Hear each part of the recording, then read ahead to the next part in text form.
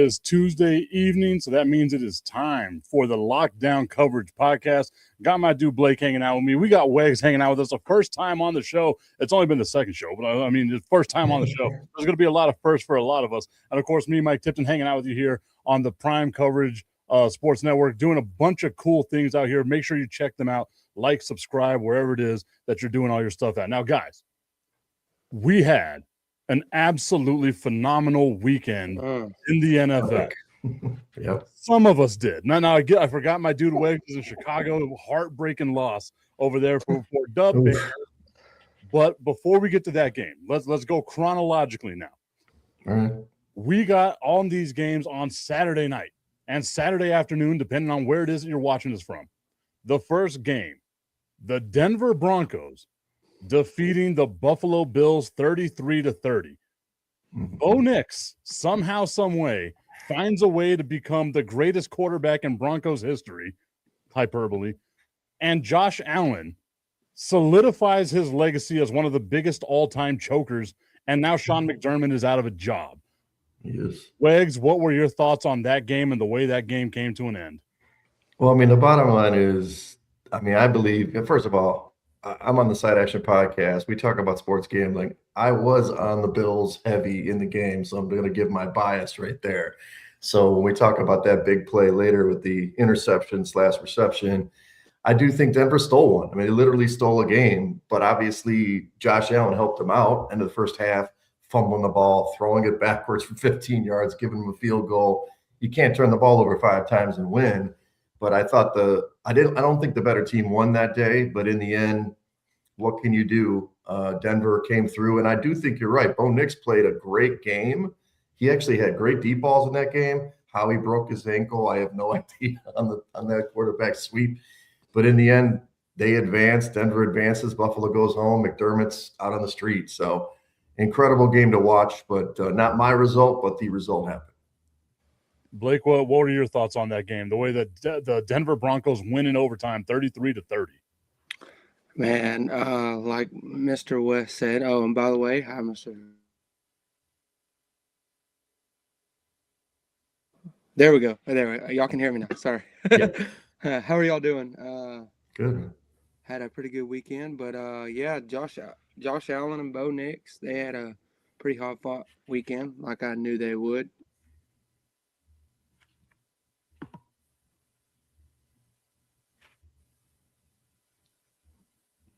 Cutting that again, brother. I'm sorry. Unfortunately, it seems like your microphone is cutting out for you here. So maybe there it goes. We're good. We're good now. Perfect. All right. I'll get back to where I started. My bad.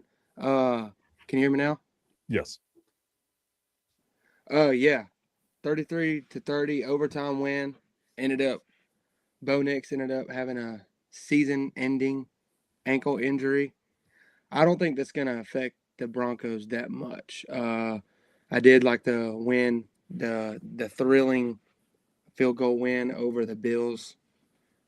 But the Broncos also did only have 70 rushing yards the whole game. The whole game. I don't, like Wes said, I don't think the better team won. I just think they got the better end of the deal when it came down to overtime. The Bills did have 2 interceptions. Josh Allen threw 2 interceptions. Bo Nix threw 1. Bo Nix did have a good passing game. Josh Allen both did have a good passing game going on too. So, I mean, 2 offenses, just one got the better end of the deal, which the Broncos, like I said, Bo Nix suffering a season-ending ankle injury. I don't think that that's going to affect the Broncos that much, just because, I mean, they got I'm not trying to disagree with you, Blake, direct, but we already got in the comments, the guy's like, what's this guy on? I mean, from a gambling perspective, the opening line with Nix would have been like -2 for Denver. Now it's like +5 for New England. So the money disagrees with you, but maybe you're right. And I think you're not wrong in terms of they got to run the football this time. Otherwise, it's going to be night. And the Bills defense is supposed to be bad against the run, but they didn't even test it. But hey, they put up 30 points, so they did something, or 33 points. They did something. Freddie jumped in right now, so it means that he must have something he wants to say because he just popped out of nowhere. Like, no, I don't like this nonsense. Probably That's being because my mic was going in and out, and y'all couldn't hear me. No. Somebody have to say it. Somebody have to say it. Um, I don't want to hear nothing about Sean McDermott losing his job. It wasn't because of him. Josh Allen fumbled the ball. Josh Allen was supposed to be Superman. He was not Superman. This was the time where Josh Allen was supposed to put the Buffalo Bills on his back. This was the game that he was finally. So you know what? Hey, there's no Patrick Mahomes. There's no Lamar Jackson. There's no Joe Burrow. I'm here. I'm the guy. No matter what. Hey, we don't want to hear about you don't have these weapons. We don't want to hear about none of these things. You're Josh Allen. Finish the job. And that's what I was going to get at too. Whenever you're the guy, you're the bigger name quarterback here. You're the guy who's supposed to put the team on your back and do what it takes to win the game. You cannot go into a playoff game and turn the ball over 4 total times, the 2 interceptions and the 2 fumbles that you had. All of that super costly, and especially whenever you're on the road, right? Like we know that home field advantage is a real thing. We saw that in Seattle, the way that game kicked off. We'll talk about that coming up in a second as well. But if you're Josh Allen, we spent that whole game waiting to see Josh Allen take over. And whenever Buffalo got the ball in overtime, we thought Josh Allen was going to be the guy to lead his team down. Let's not forget we changed the overtime rules to make Josh Allen and Buffalo Bills fans happy. Let's make sure everyone gets the ball now, so it's all fair for everybody. And he did absolutely nothing with it. Right? Did absolutely nothing with it. Denver wins with a last-second field goal. McDermott gets fired. But where was Josh Allen? When big-time quarterbacks are supposed to step up, Josh Allen was nowhere to be found. He missed Dawson Knox, right? When they hit the game-time field goal, he missed him. He was wide open. That's a game ender right there. I don't know if he underthrew that ball to Cooks at the end, but he had other shots. He had it when they got that turnover of Nix. He hit that deep interception. So you're right, man. I mean, he turned the ball over. He knew it. He was crying at in the press conference. He knew what happened. But I don't know. I mean, so we're not talking about the catch rule. I guess I thought we talked a little bit about it, and I guess you guys are fine with it being an interception. But at some point, they either clarify or just tell me. They need to tell us exactly what happened. In real time, it did look like an INT, but when you slow it down, I'm like, okay, dude's down, whatever. Through the process of the catch, whatever the hell that means. It was as a guy who puts a little cash on there, I was a little bit upset, but hey, either way, you're right. He gave up the ball 4 times. They gave up 5 times as a team. James Cook had another one that would have been a score, at least a field goal. So yeah, they didn't get it done. I'm gonna come in and say something. One more thing. I don't know what that guy was talking about, but like I said, if you take the Eagles year that Nick Foles came in, they were the underdogs. Sure. The whole playoffs. I mean, they ended up winning the Super Bowl that year. I mean, so you can't discard a quarterback for being a backup who's never played a single snap in the NFL. You can't. He learns just like the starting quarterback does in practice every single week. He may not get, the starting abilities like the first-string quarterback guy, but I do believe in underdogs. I've seen it before. It happens all the time in college. Happens all the time in the NFL. But, Bo Nix, you can say that this was a good year for him. I mean, I love what the Broncos got going on. The Broncos are going to be a tough team to beat. They're going to be a tough team to handle. Josh Allen and the Bills, they still got to figure out what that missing piece is, honestly. I don't know what was going on, but like y'all are saying, committing, 4 turnovers, 2 fumbles, 2 interceptions, that's kind of hard. Especially like Freddie was talking about, being that, you don't have Lamar Jackson, you don't have Aaron Rodgers, you don't have Tom Brady, you don't have any of those other guys that in the AFC ahead of you at all. And being that the Broncos came in and missed out on the first week, they came in and they looked like the same team, almost the same Broncos. They didn't skip a beat at all. I mean, the Bills just looked like they were overplaying. Hold on. I don't want to hear that, Blake. I've heard of that. I mean, I'm just tired of everybody giving Josh Allen the pass. I'm not giving Josh Allen the pass, but look, Five turnovers. Ladies and gentlemen, I know we haven't got to this matchup yet, but we've just got we're going to talk about the Chicago Bears and the Los Angeles Rams. You know what Josh Allen don't have? He don't have what Caleb Williams have. Caleb Williams obviously have what you call a clutch gene. He makes big plays at a young age. At a young age, you mean to tell me you going against a young quarterback, and there's nothing against the kid. There's nothing against him, but you're Josh Allen. You're the MVP. You're supposed to get it done, no matter what. You're supposed to get it done. You've been here too many times. You're too experienced. You could have said the same thing about Jalen Hurts, though. Where was he at? He didn't. He wasn't there. That's a different story. He wasn't there playing against the 49ers. That's not the Jalen Hurts that everybody knows that he can play. Bro, that Eagles team had problems all year long. All year long. Mm-hmm. They was dismantling in the playoffs. A.J. Brown has been crying about it all year long. Right, true. Yeah. I understand. I'm not going to argue with you. So all of them is Freddie. It's hard to say that Josh Allen isn't clutch when he's got 17 fourth quarter drives and 25 game-winning drives, right? Like that's one of those weird things. You can't say that he's not clutch. Like he's just not clutch when it counts in the playoffs, right? Because we haven't seen this happen for him in the playoffs. When it's time for the big moments to step up, Josh Allen isn't there in the playoffs. Maybe he's a good regular season quarterback, but as we all know, the regular season don't mean anything, right? It's all about winning the championship. It's all about getting to the Super Bowl. It's all about doing all that stuff. Right now, Josh Allen, out of all the quarterbacks that are out there in the NFL going into next season, Josh Allen has to be the quarterback with the most pressure on him to win a Super Bowl. And it's going to be that way until he gets that monkey off his back. And unfortunately for Buffalo Bills, it ain't going to get easier because Kansas City's going to bounce back. Baltimore's more than likely going to bounce back. You got the Colts. You got the Colts on the come up. Yeah. The Bengals are going to be better. Like, it's not going to be – this was the easiest route for Josh Allen to get to a Super Bowl, and they absolutely choked it away.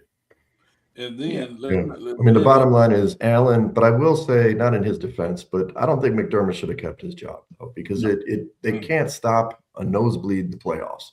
Every single game, they let guys put up tons of points. I mean, last week they did get some turnovers against the Jags. They probably should have beat them too, but every year it's the same thing. Get a stop, McDermott. You're a defensive coach. They can't get a stop. So in the end, I don't know. Either way, they're going to get a new leader. Let's see what they can do.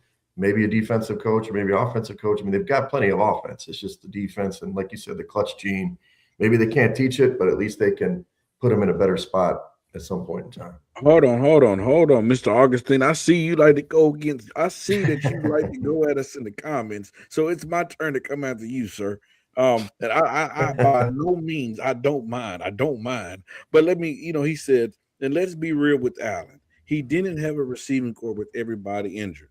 Well, I'm going to say this.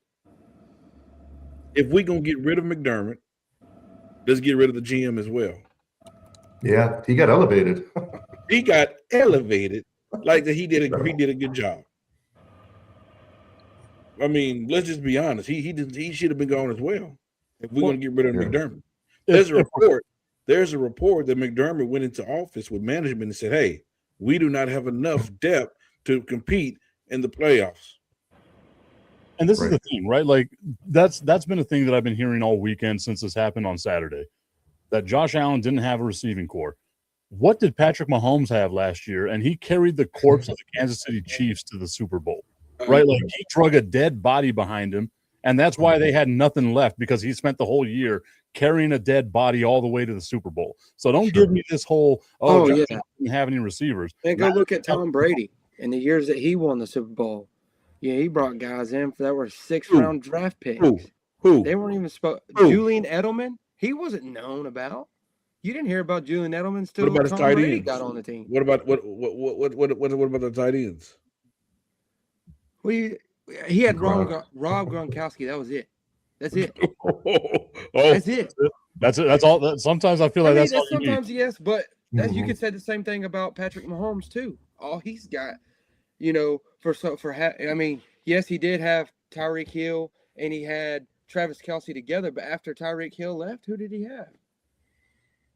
Exactly. But he won 2 Super Bowls, right? After he won Super Bowls. I hear what you're saying. I think on Sunday, I mean, I saw Shakir played, Keon Coleman played, who dropped a touchdown, right? I mean, he had another one. They did have, obviously, Cooks off the street. They picked up McCole Hardman, the ghost of McCole Hardman, scored a touchdown. So I don't know. When you have the big money quarterback, he's got to be the point guard and spread the ball around. And Allen does that more often than not. It's just, this game was about turnovers. It wasn't about his weapons. I mean, it wasn't like he was missing wide open guys or guys weren't getting open. He was just turning the ball over, and that's just something you can't do. So I love that Augustine is pointing out that Mahomes had Kelsey and Xavier Worthy last year. The whole narrative surrounding Travis Kelsey last year was what? He was washed.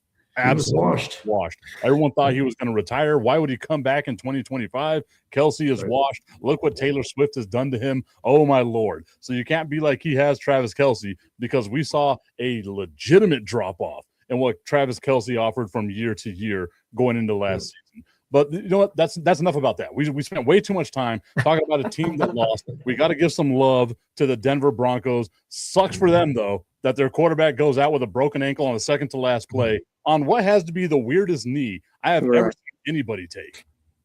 Yeah, that was really weird. I was like, I didn't even believe it whenever ESPN came out. I was like, what? That don't even make sense.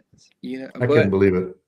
I spent the whole weekend. Well, not the whole week, a small part of the weekend. I was exaggerating, a tiny bit of the weekend, going over that play, trying to see if I could see where the ankle broke. I'm just sitting there thinking to myself, he had to have sold his soul to the devil to win that game, because the devil was like, now I'm taking your ankle. You're not going to a Super Bowl.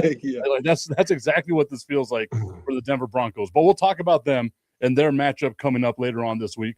The San Francisco 49ers. I don't think there's much we can say about this game. The Seattle Seahawks took belt to ass. Sorry, I don't know if I can say that word on the network, but I said it. You can say it. They took B to A on the San Francisco 49ers. Let's give the 49ers their love. No one expected them to be here because of all the injuries. But, man, Seattle was absolutely dominant. What are your thoughts, Freddie? I mean, like you said, brother, we didn't expect much. I mean, you lose Kittle. You have too many pieces on this team that's hurt. We know if this team was whole, that game would have been not saying they would have won, but the game would have been a lot different. But just for them to be where they're at, because we thought, I mean, hey, everybody counted them out. But we have to give them credit. This team is consistent. This team, no matter who's playing football, on most nights can compete with anybody, because Kyle Shanahan is one of the best offensive-minded coach in football, like one of the best in football. But it is one of those things where they just didn't have much to put on the field to compete with the Seattle Seahawks. Ladies and gentlemen, I wasn't a believer. I'm a believer now. Yeah, and I'm a believer, and I'm pulling for the Rams because I want to see Matthew Stafford win another ring. But if they got to go, hey, this week is their Super Bowl, and we're going to talk about it. And they have a tough one. That Seattle, their defense is legit. Sam Darnold is proving everybody why the Minnesota Vikings made a mistake on letting that man go. And hey, and right now, I'm gonna tell you, they're the reason why they're part of the reason why there's such a high turnover in coaches in the NFL this year. I really do believe that. Look at two different locations, ladies and gentlemen. Chicago Bears with Ben Johnson. Look at the Seattle Seahawks, got a new coach. What do you see? Coach and quarterback relationship, getting the best out of the quarterbacks. These other teams, you know what? We want that. We need that. We need a change. We need a spark. I believe that has a reason why we have 10 openings this year so far in the NFL. Lockdown Coverage Podcast hanging out with you right now. I got Weggs, I got Blake, I got Freddie hanging out with me, Mike Tipton right here. Blake, your thoughts on the absolute I'm one of these weird people. Like, I love watching bad things happen to bad people. So I enjoyed every second of watching the 49ers get that ass whooped. But it did feel uncomfortable there for a while, because it was like I put out a meme, right? Apollo Creed's corner. Throw in the towel. It needed to happen. Someone needed to throw in the towel. Blake, what were your thoughts? Man, you seen an explosive offense and a powerhouse defense. Dominant on both ends. I'll give both coaches. I'll give all the coaches on the Seahawks side props. They had their guys ready, and they knew it was that. I mean, they just went in there and just dominated both ends. 281 yards for total offense for Seattle.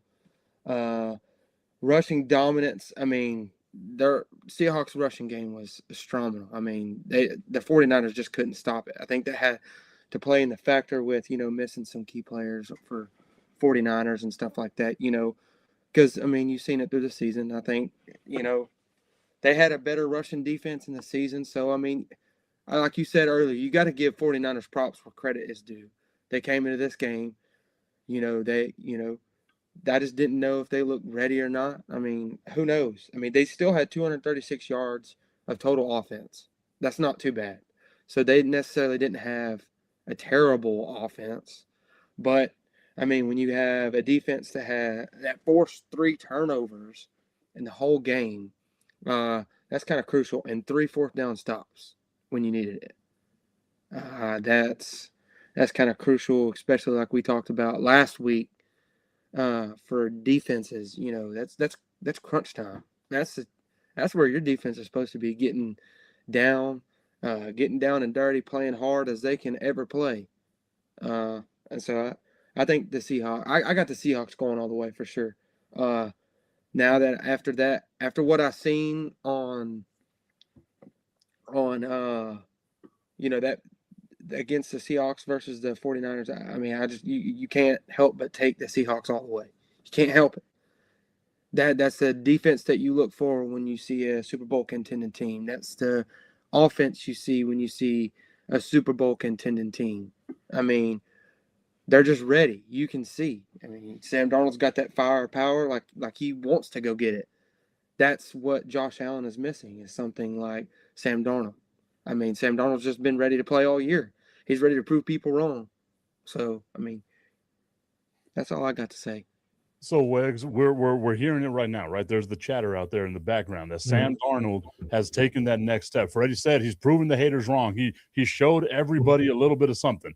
I'm leaning more towards the side of I still got to see more out of Sam Darnold. We've seen 7 years of Sam Darnold before this. We one game don't make the difference. He is getting better. We can all agree on that. He's getting better. He has a team around him. But Wags, do you think that Sam Darnold could ultimately lead the Seahawks to the Super Bowl here? Well, it's one of those situations where you just want him not to lose the game, not to get in the way. In this particular game, I think he threw for 130 yards and he scored 41 points.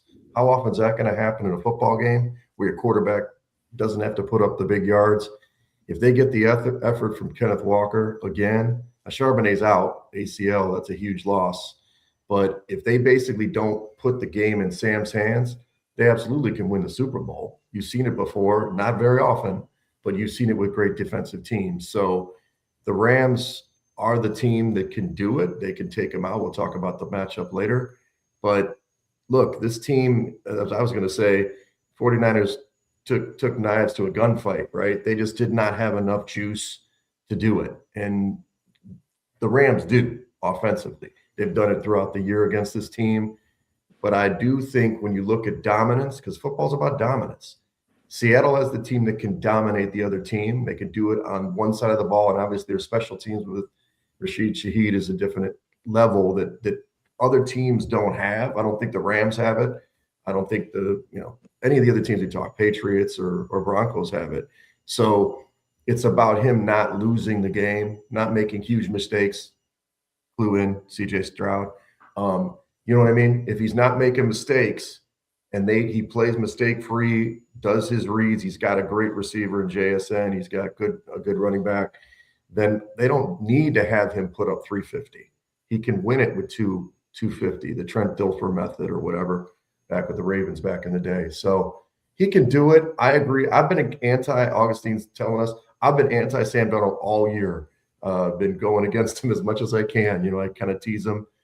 Redheaded guys, the gingers. I'm not anti-ginger, but I always say the ginger doesn't have it.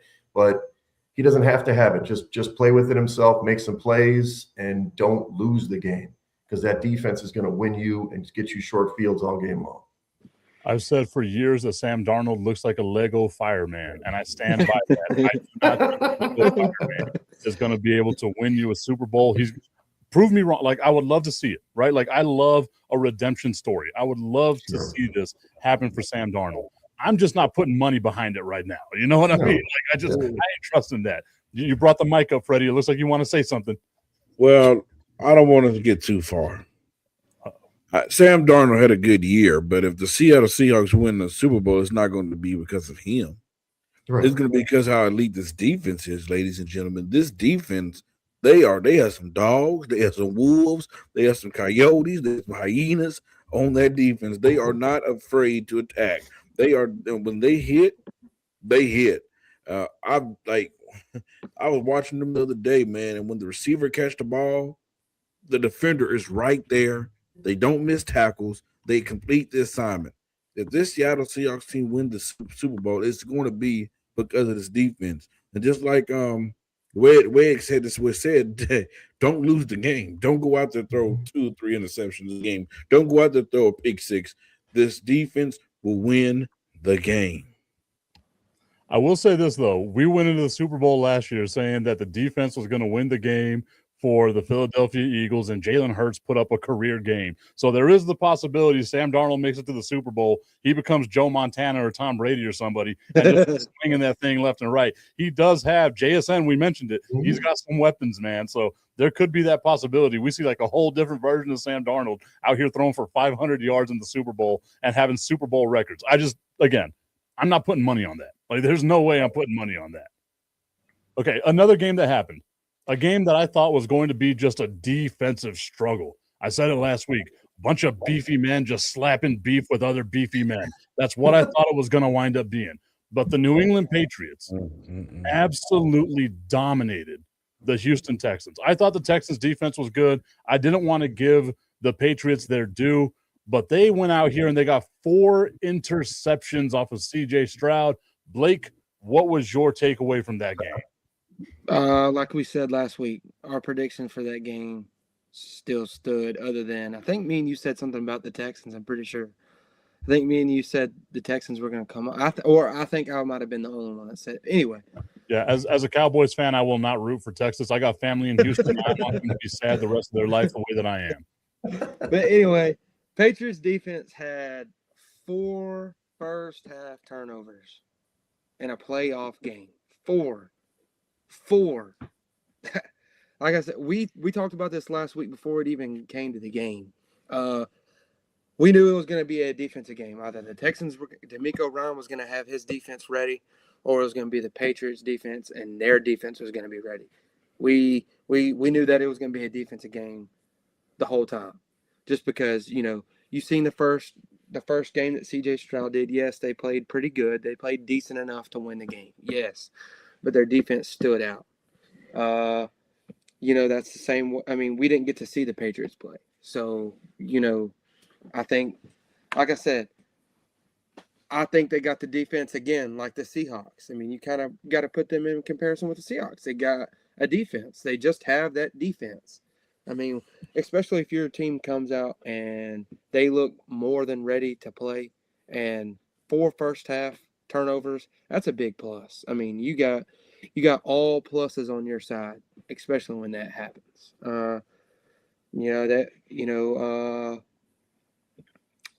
I kind of expected the Patriots to do that, but I didn't say that. Just because, like y'all saying, I think that when you try to push someone, I think the expectation versus reality is a lot different. Like y'all are saying for Sam Darnold, I say the same thing for the Patriots. I love the Patriots. I like what Drake May's got going on. I like their offense. I like their defense. It's the same way with Seahawks. I mean, their team is just ready. You can see it. Oh, please. There you go again, Freddie. Trying to just downgrade somebody. Look at you. What you got, Freddie? You can't just come out and say, "Oh, please." Yeah. Oh, please. Let's just be real. C.J. Stroud looked shook. He was shaking the whole game. I He's mean, broken. this. And by the way, this is not the first week. You can't you can't name a player who's had a worse playoffs, who had a worse 2-game stretch in these last 2 weeks. I mean, first it was the first game where he kept dropping the ball, kept fumbling the football. Now he throws 4 interceptions, 1 pick six. He has a passer rating low around 28. I mean, Blake, me and you could have done that. I mean, good God Almighty. You just hand the ball off. I mean, we could have done that. I mean, this dude looked horrible. I mean, I don't know. You talking about a guy that has digressed? Do you guys remember what people were saying about C.J. Stroud? Where they was ranking him? Was saying, "Oh, he had this talent to be one of the next up and coming Patrick Mahomes." See, the NFL have a problem, ladies and gentlemen. I'm gonna tell you, just like in the NBA.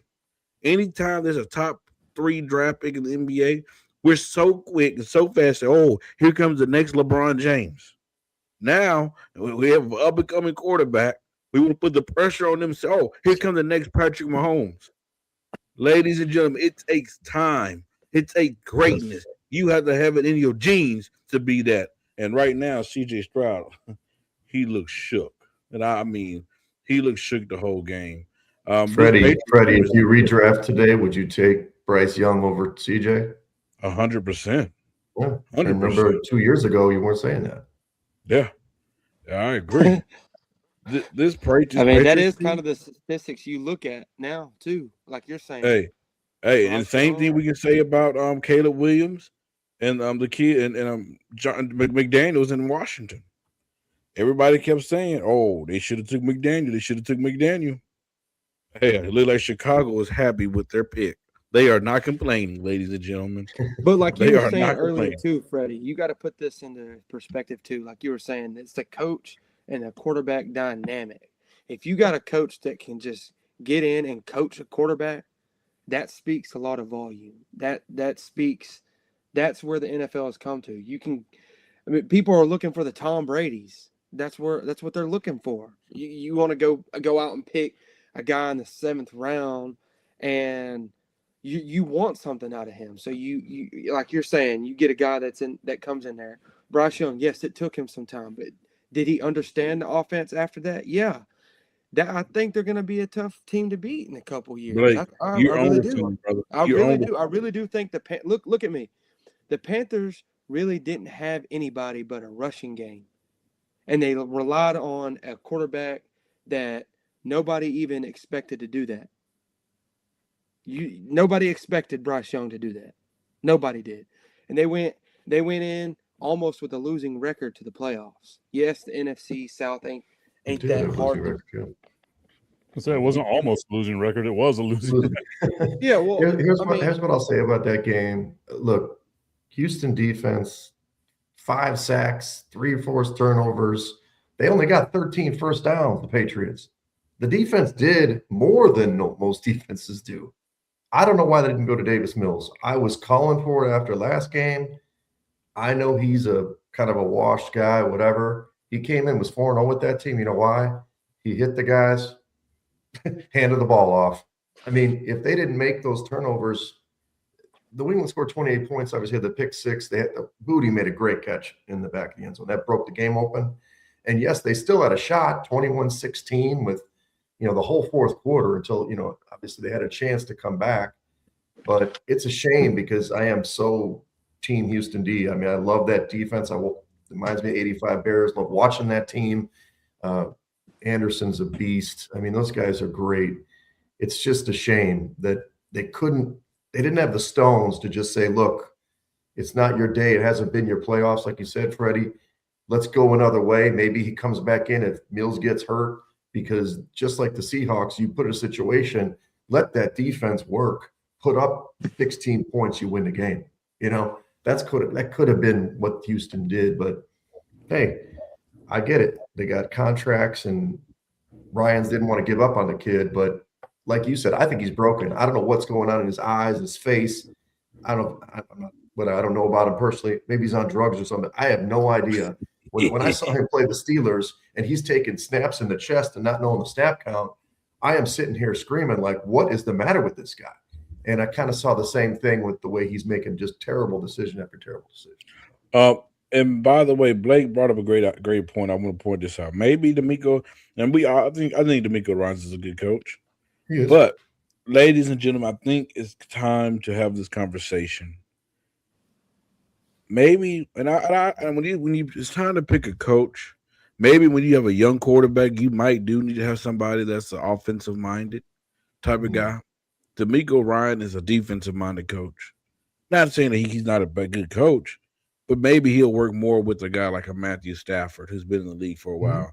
Maybe he'll be better with an older veteran guy versus a young guy. Maybe these young offensive coordinators like a Ben Johnson need to be with the young quarterbacks, need to be in there, make the game a lot easier. Maybe that's what CJ Stroud is missing, but somebody need to find a doctor, a guru, or something to get CJ Stroud mind, his mental, everything back in the game of football. Because if not, his career will be in purgatory really soon. I mean, somebody said this when we were watching a game the other day, and I'm not sure if it's true, but Tank Dell went down last year at the Chiefs. He had that horrible knee injury, and that was his boy, and he really took it hard. I mean, in that game, he was crying on the sidelines. I'm not sure if that has anything to do with it, or maybe he's just because he's up for his extension or whatever.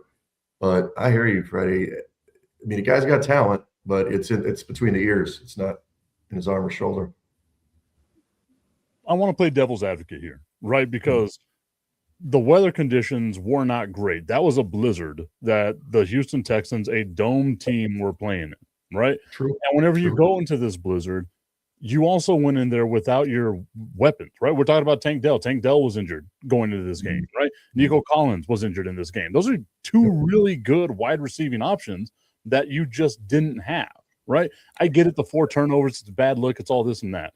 But how much of this could also be growing pains, right? Because D'Amico Ryans was the coach with CJ Stroud whenever all the talk around him was, wow, look at how great this team was going to be. Last year, you could blame the regression on Tank Dell got hurt, Nico Collins got hurt, Stephon Diggs was hurt. Every wide receiver he had, along with Joe Mixon, like they were all hurt. This year, it feels like that injury bug just came back and got them here towards the end of the season, right? I'm not excusing CJ Stroud at all. I agree with y'all. He looked scared. He didn't look like he was ready for this moment. The moment was too big. But how Schultz did get hurt in that game too, Mike. Schultz got hurt in that first drive. He didn't come back, I think, too. Exactly. And that's huge too. Like Dalton Schultz, we as Cowboys fans, Blake and I, we know Dalton Schultz is a pretty damn good option to have as your tight end, right? So you're not agree with the weapons that you need, is what I'm saying. I would agree with you if he didn't have a game what he did the previous week. When he hit all the fumbles, when he played, when he shook it in that game. If he didn't have that game, I'm like, bro, you're right. It was just one of those games. Guys was hurt, but it was back-to-back games. I mean, again, like I'm not excusing CJ Stroud at all. I think, like you guys said, there's something with the mental. Maybe it's just not preparation. Maybe there's something there that he's got to get right. He's got to have a get right. But I'm also not going to write him off right now. Because if you look at this draft class, who do you go get? What free agent quarterback is out there that you go get? So if you're the Houston Texans, you're stuck with what you got. You got to find a way to build a team around him. Hey, I have a question. How many playoffs wins does the kid have? He's got 3, right? 3? One in each year, I think. Yeah. How many playoff wins do Dak Prescott have? What is that? That just slapped these guys in the face. They're Cowboy fans. I'll say we're talking about good teams right now. Why are we bringing up the Cowboys? I just want to remind the Cowboys, y'all are in 30 years of purgatory. 30 years of purgatory. Blake, you wasn't even alive. I wasn't even alive. It's 30 years. Look. I don't think you can call it 30 years of purgatory whenever no one's talking about it. You bring them up. Exactly. You must love them. That's what it feels like. I do love them. I think what people get disguised about the Cowboys is they love talking noise. They just love it because they think they can shine in these old big moments. Yeah, look at that, Freddie. You just wanted to set the new graphic up. That's like you guys took the bait. Freddie, let me tell you I know something. what he was doing. Hold on, I'm gonna say something. He wants to bring the Cowboys up. Let's bring the Giants in conclusion. We're talking Do you playoffs, really? sir. Hold on. Do you really think John Harbaugh is gonna come in and be a difference maker for this New York Giants team? 100%. Culture center. I could agree with that, but there's also, I mean, you got a young quarterback too, so that goes in comparison to what we've been talking about, the dynamic QB coach duo.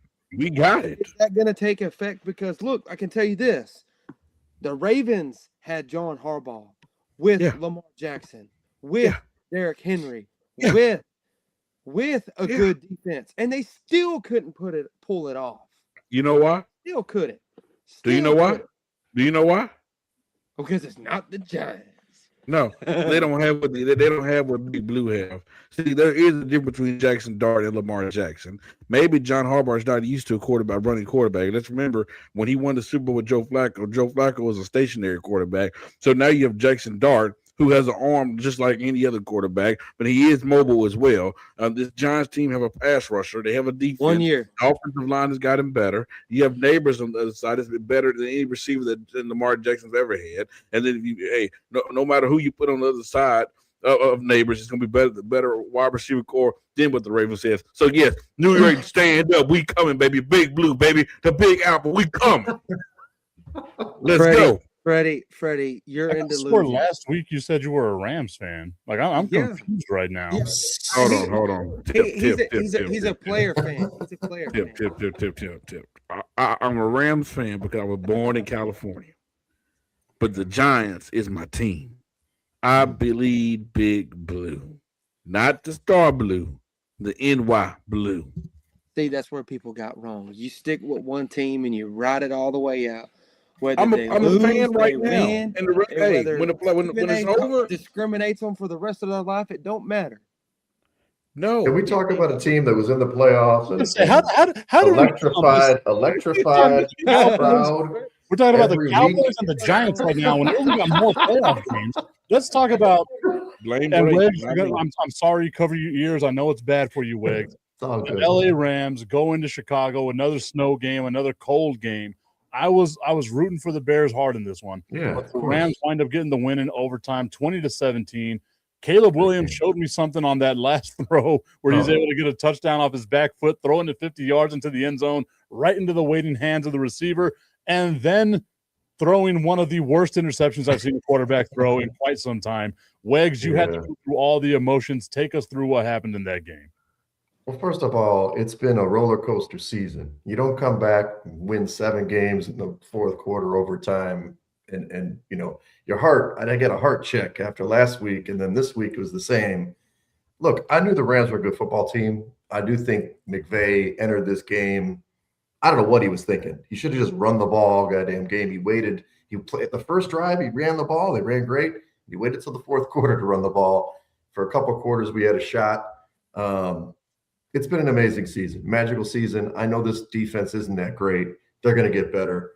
But Caleb Williams, Freddie said it earlier, you got the man. I mean, they call him the Iceman, right? The Iceman. And it's because in the biggest moments, the guy steps up. And I was not a big Caleb guy when they drafted him. I was like, I'm not sure about this guy. Has he won? Is he a leader? Even last year was a little tough. He likes to run out and make plays. But this year, anytime the chips were down, this dude stepped up. I mean, that throw was insanity.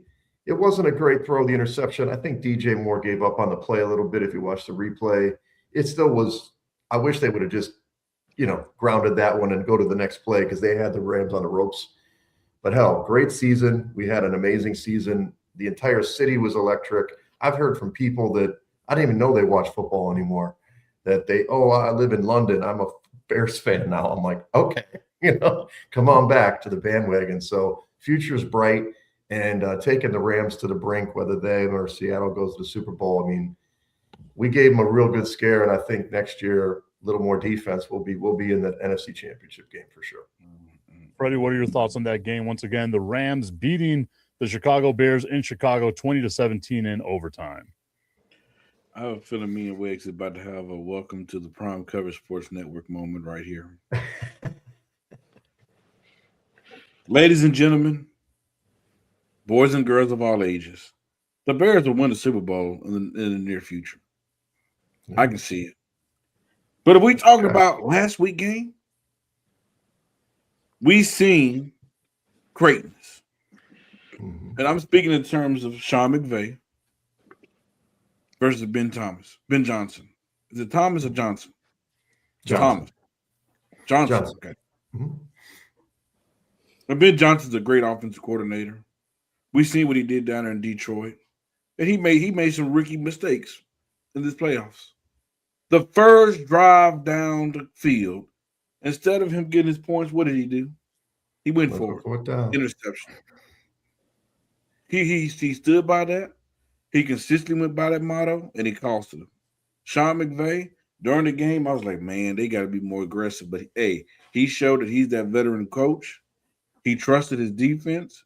He trusted Matthew Stafford. And we got to give credit to Chicago's defense. They have not showed a pulse all year, but Sunday night they had a pulse. That defense had Matthew Stafford shook most of the game. Matthew Stafford was not comfortable in the pocket. He was not comfortable. He was all jittery and all that. Hey, we seen it all. But we seen when it mattered that Matthew Stafford had to make a play. He's been doing it all his life. He did that in Detroit. He did it in with the Super Bowl. Do you remember the Super Bowl when he last play? He went down the field, him and Cooper Kupp. They had like a little Kobe and Shaq moment. Yeah, we seen it. But that dang Caleb Williams, man, that dude there, he is a stud. I mean, he has what you call a clutch gene.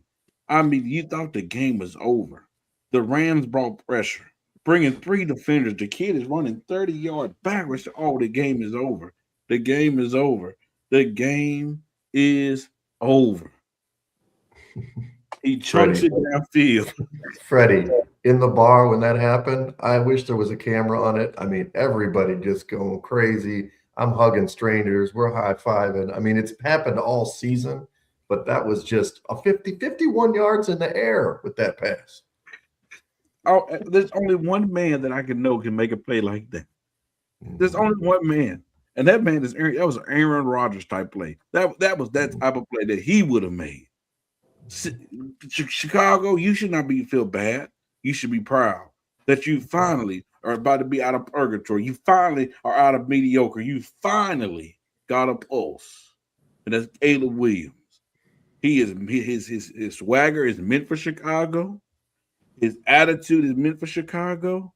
You guys struck gold by drafting that kid. And hopefully the Chicago Bears can continue to do right by him by putting talent around the young kid because he has that Patrick Mahomes gene inside of him.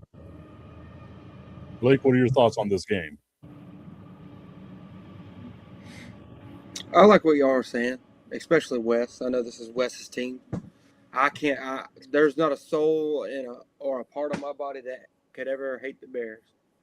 I love what they got going on. That offense is clicking. But this is I'm gonna go to a point real quick. Have y'all ever played Madden?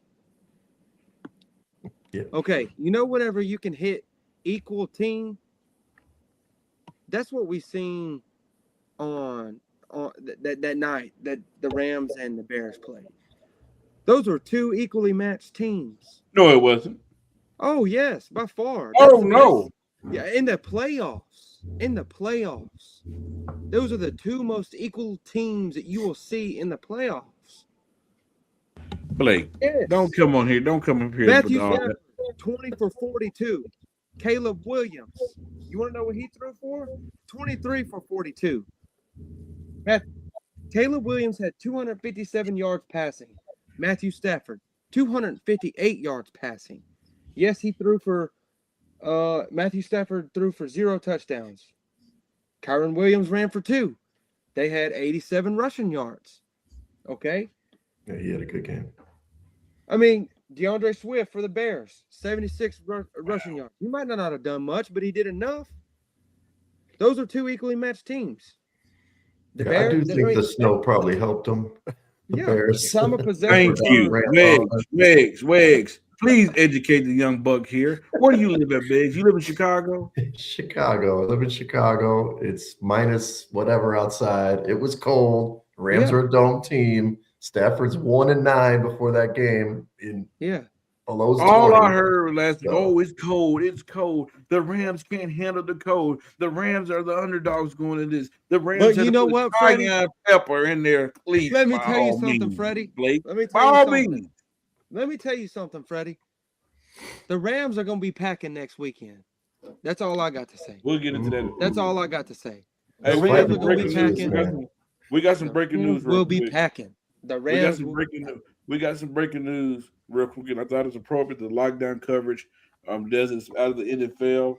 Former Dolphins head coach.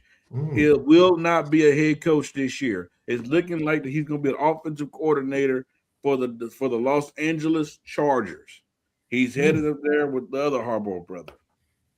Nice. So I think that's a great pickup for the Chargers. Yes. Like they're a run first team. Mike McDaniel is a run first coach. That's a great pickup for the LA Chargers. Let's see if he can unlock Herbert, especially in the playoffs. But okay, so we have the breaking news. We spoke about this a little bit ago. Sue over on YouTube is saying the Broncos are going to lose next weekend. Broncos are going nowhere except back to the drawing board, and then saying the Seahawks and Rams are going to scrap next week. True ballers, non-conformists to players. Look at this. Who do we have, guys? These two teams. Freddie, I'm going to start with you. We have the Rams and your other, or I guess it is your other team, is the Rams and the Seahawks. We've been talking about how great that Seahawks. Hold on, Tim. Come on, man. Don't be like Blake. I just pointed out you got two teams. No. Yeah, go ahead. I don't have two teams. Matter of fact, Blake should be going for Matthew Stafford as well. For number one, because he played against Marshall when he was in high school. If you know that. Number two, only reason I'm going for the Rams is because I was born there. I'm pulling from because I was born there. They're not my team. But if I have a prediction, I'm going with experience. Yes, the Seahawks had a magical run. They had a magical season. Yes, the defense is elite, but we still question Sam Darnold. We don't question Matthew Stafford. We know when it matters. We know we can depend on Matthew Stafford.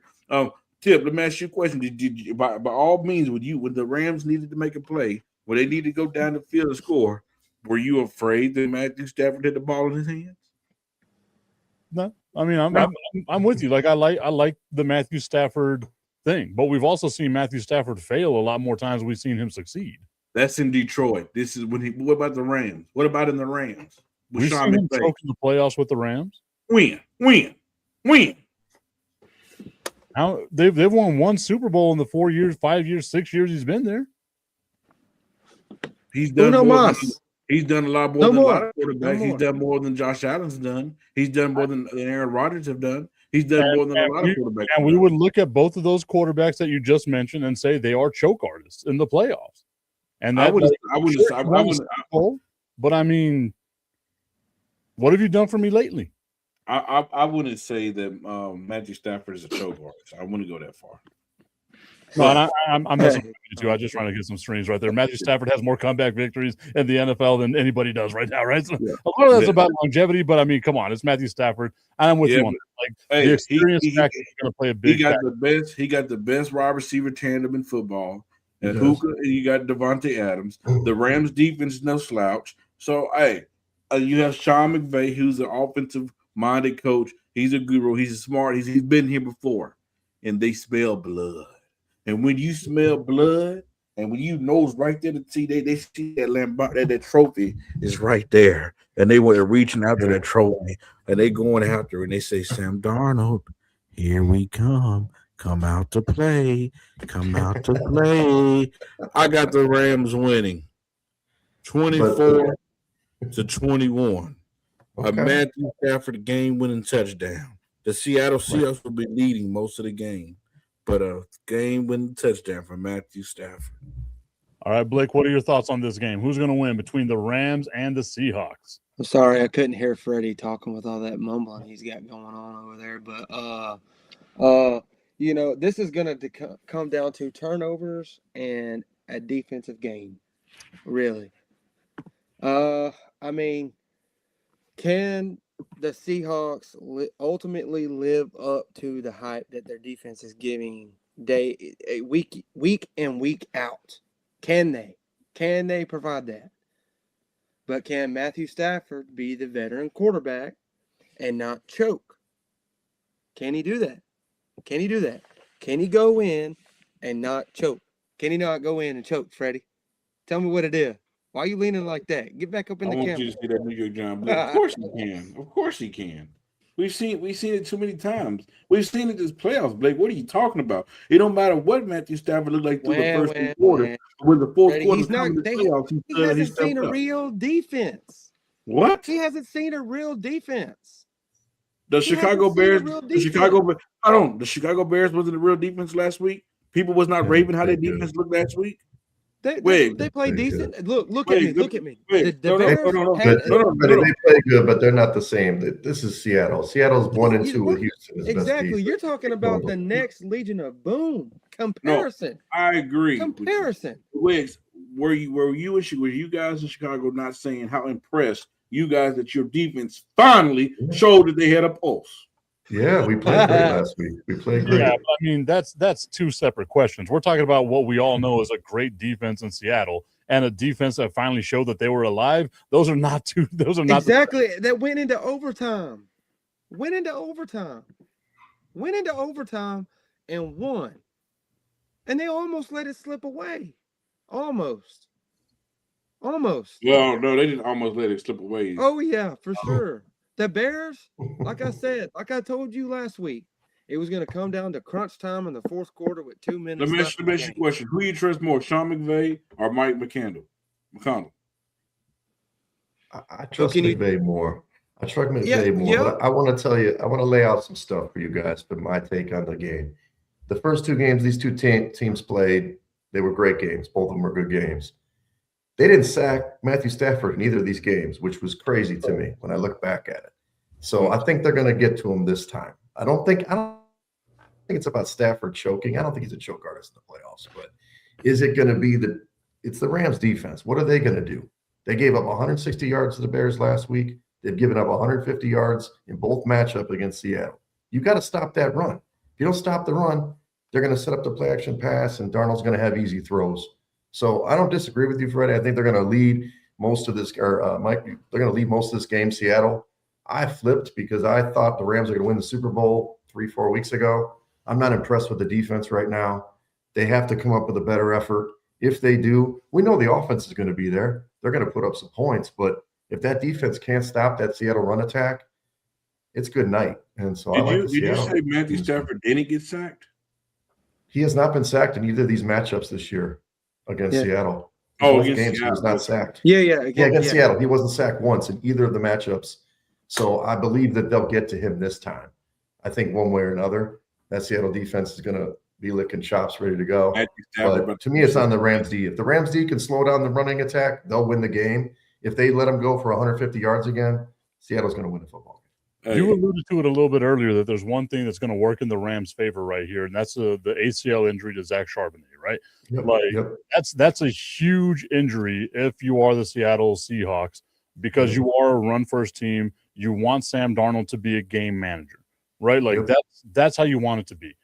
If this is a close game and it has to come down to the two quarterbacks making plays, who you choose?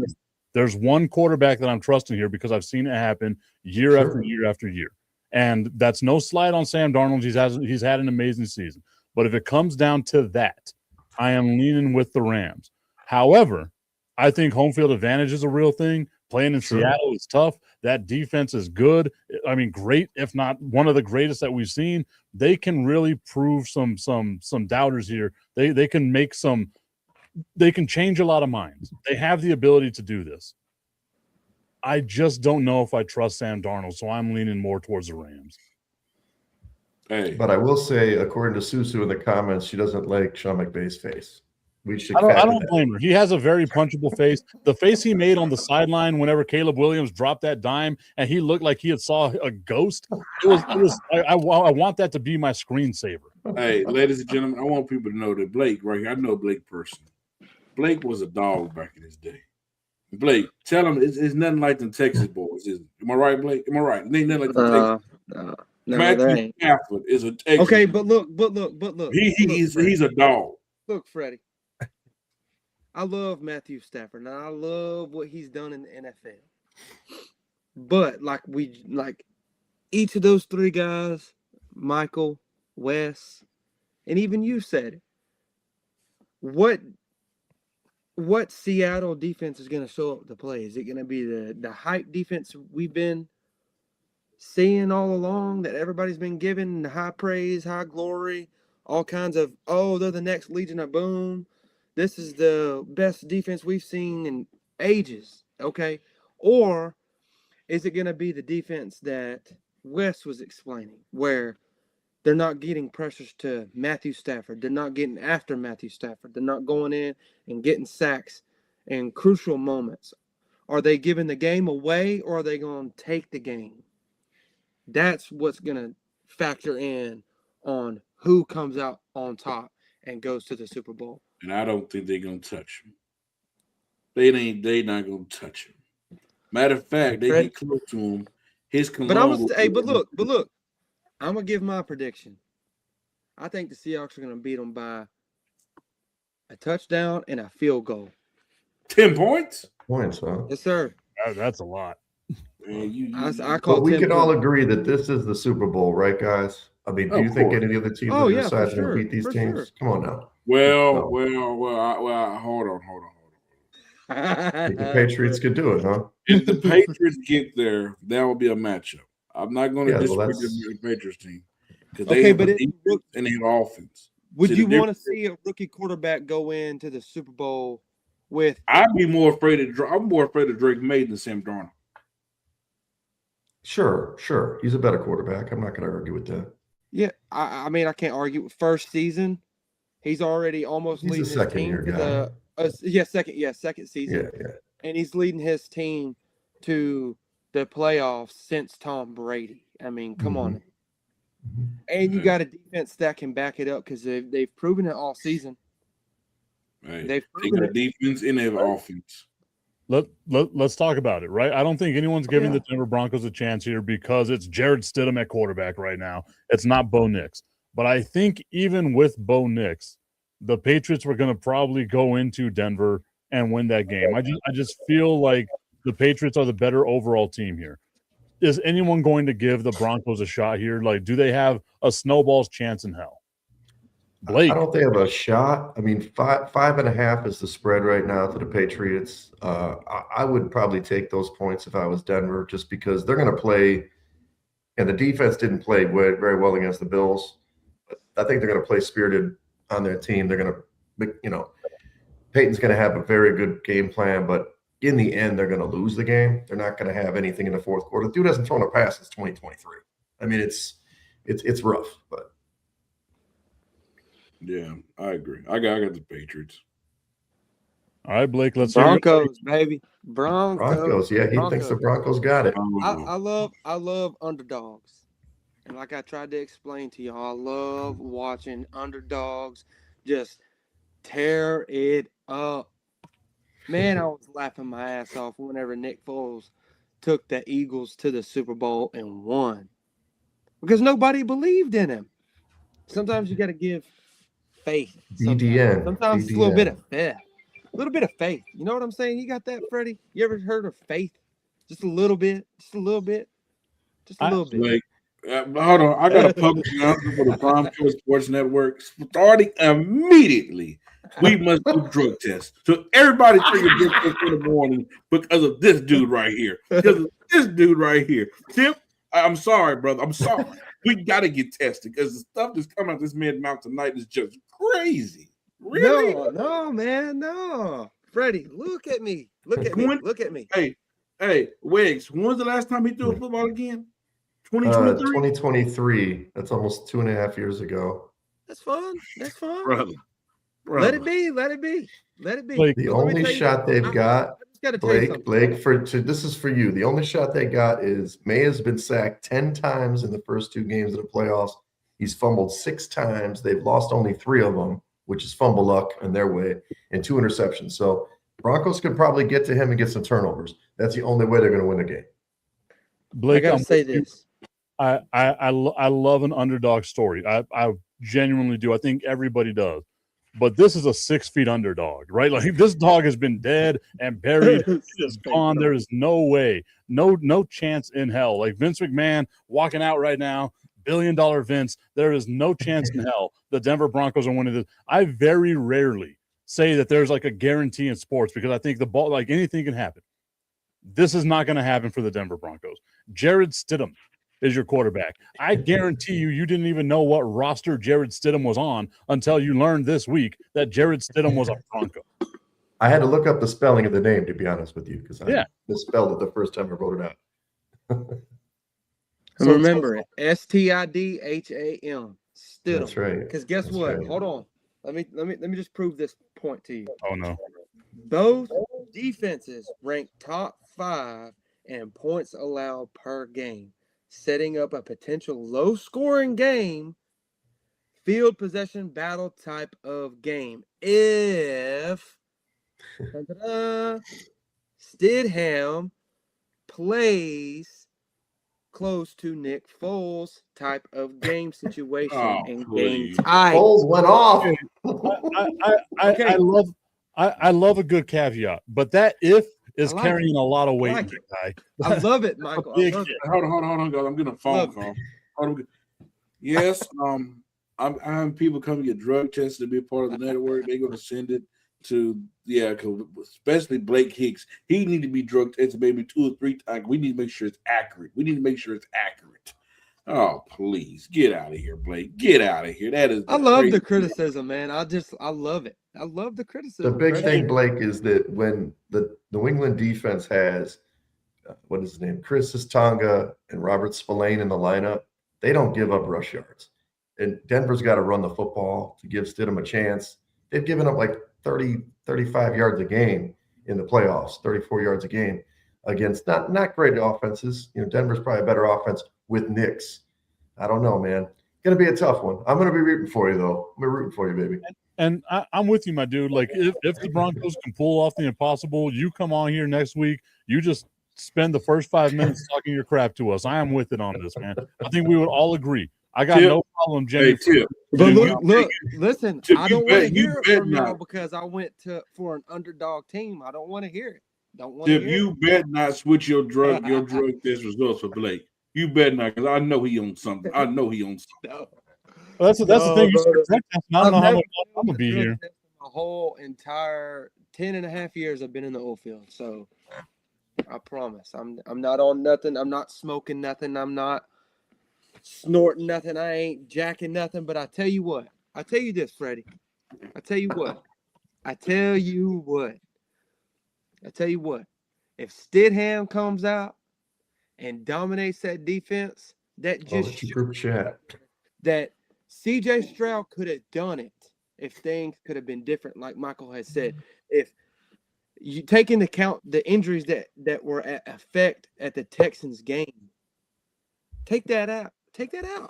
Because a backup quarterback that hasn't thrown since 2023 beat a defense that was top 5 in points allowed, Freddie. Top five. Think about that for a minute. Well, think about this. If the Patriots got 10 points, do you trust Jared Stidham to be able to usher a comeback? No. Hey. Who knows? Who knows? You know what, Freddie? I'm with you on this, my dude. I don't think it's drugs. It's exhaustion. I know how bad it is in the oil field. You're tired. You're delusional right now. We know what it is, my guy. I got nothing but love for you, my man. Like, again, for you, I hope it comes true. I do not see a scenario happening this way. It's fine. At like 4:30, 5 o'clock Central Time on Sunday, and when they've won the game, I'll be thinking about you, Blake. I'll be thinking about you. Yeah. Okay. And if you're right, Blake, just know I already have a trip planned to go to Hawaii. my cell service might be down. If Blake is right, Blake needs to go buy lottery tickets, like as many lottery tickets as possible, because he's the luckiest dude in the world. If Jared Stidham, Right, like I love what y'all are saying about the Patriots, though. Too, I agree with what y'all are saying, but Yeah. I love underdog stories, and I love it whenever it happens, because you get to the point where it's like, okay, now you got a team. Okay, just because you got the QB1 out, okay, the guy may have not have thrown since 2023, but he came out and won in the playoffs. I'm not saying that they're gonna win the Super Bowl. By all means, I'm not saying he's gonna. Just because he wins doesn't mean he's gonna win the Super Bowl.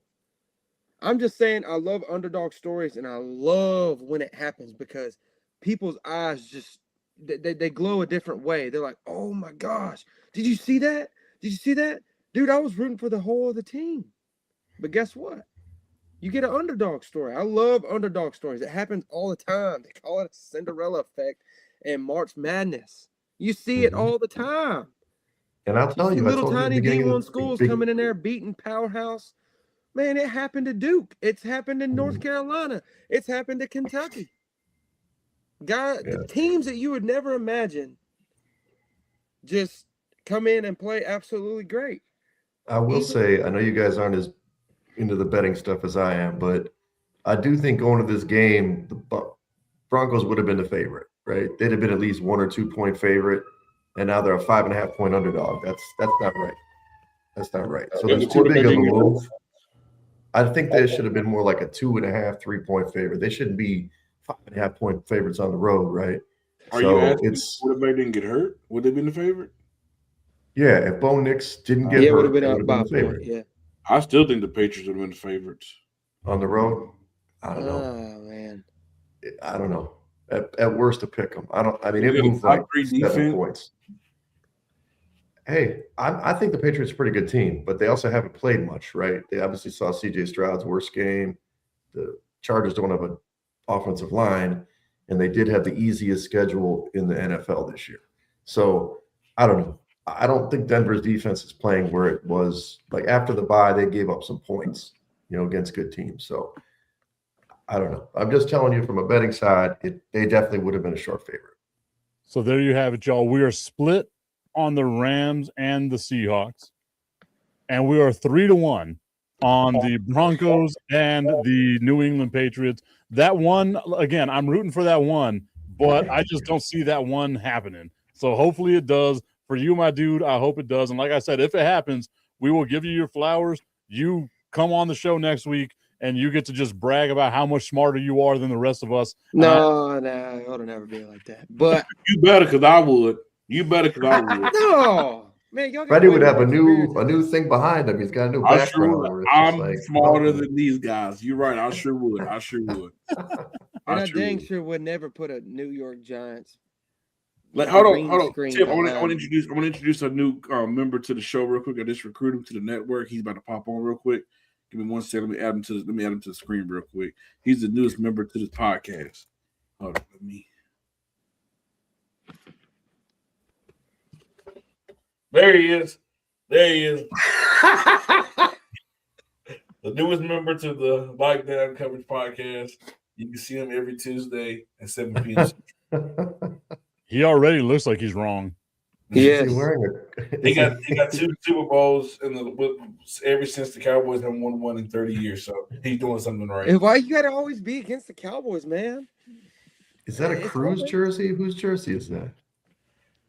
I'm not sure. That's Victor Cruz's jersey. Victor Cruz, number 80, right? Mm-hmm. That's a Daniel Bellinger jersey. Hey, he's a pretty decent tight end. A pretty decent tight end. I love that. Nothing. That's a raving review right there. He's pretty decent. That's all you need. That 5-star review right there. The restaurant, it was pretty decent. I'm good with it right there. All right, Freddie, I know we've gone, 17 minutes past the hour. I'm sorry, we went a little longer than what we normally do. Didn't get to all the topics again today, but hey, we had a great conversation. Everybody, I want to thank you so much for tuning into today's show. Wags, Blake, Freddie, it was awesome. I'll see you all next week. Have a good week, everybody. Everybody. Yes, sir. Peace. Yeah. Hey. Drop.